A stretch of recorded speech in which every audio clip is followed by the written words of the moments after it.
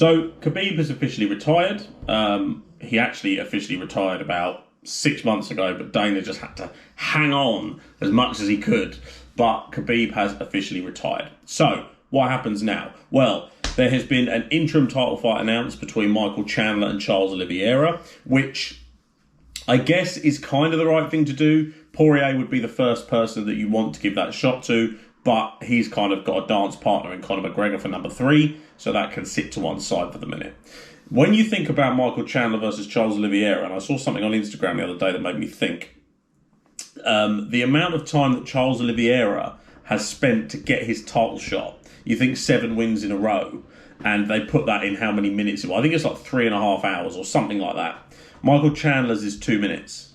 So Michael Chandler has got a title shot of 2 minutes worth of fighting. And there's 2 ways you can look at that. One, you can kind of think, that's a bit out of order. He's fought for 2 minutes. He's getting a shot at the World Championship. Or you can kind of take yourself out of that little box and you can think that he was the Bellator World Champion for the longest time. He won that belt 2 times. He was in and out defeating the who's who in Bellator. And then he's come over here to see if he can hang with the guys in the UFC, and he knocks out the number 5 fighter in Dan Hooker in under 2 minutes. So maybe, yeah, he does deserve a title shot. So I don't really have any problem with that. But you think about the lightweight division. Now, Tony Ferguson has just been matched up with Beneil Dariush. So that takes Tony Ferguson out the equation. You've then got Conor McGregor and Dustin Poirier that have been matched up, so they're out the equation. You've then got Michael Chandler matched up with Charles Oliveira. They're out the equation.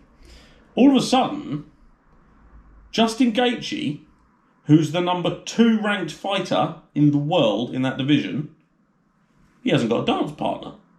He's left holding the baby.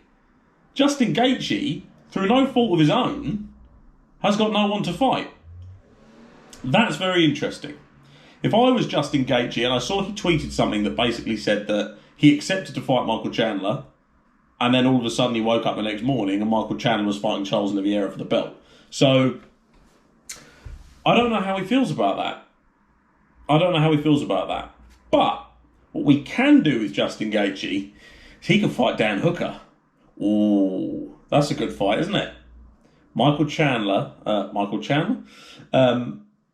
Dan Hooker versus Justin Gaethje. That is a fight. And when you look at the top 5, Dustin Poirier is busy, Charles Oliveira is busy, Michael Chandler's busy, Tony Ferguson's busy, Conor McGregor's busy. That's the top 6. RDA and Dan Hooker are the next 2 people. Justin Gaethje versus either of those is probably the fight to make, unless Gaethje wants to sit. If Gaethje wants to sit, then we let him sit, and he can fight the winner of any of those fights. But you would imagine that the winner of Conor McGregor versus Dustin Poirier is going to fight the winner of Chandler Oliveira. So then all of a sudden, Justin Gaethje's still sitting, and he's not going to fight the winner of Ferguson Dariush unless it's Dariush, and it probably won't be. So Justin Gaethje's in a very unique position here, being the one guy that has got no one to fight, and depending on who wins what fight, he probably won't have anyone to fight. He'll probably end up fighting the winner of one of those 2 fights. So if you're Justin Gaethje, you're a little bit upset about this. A little bit upset. What do you think? Who should Justin Gaethje fight?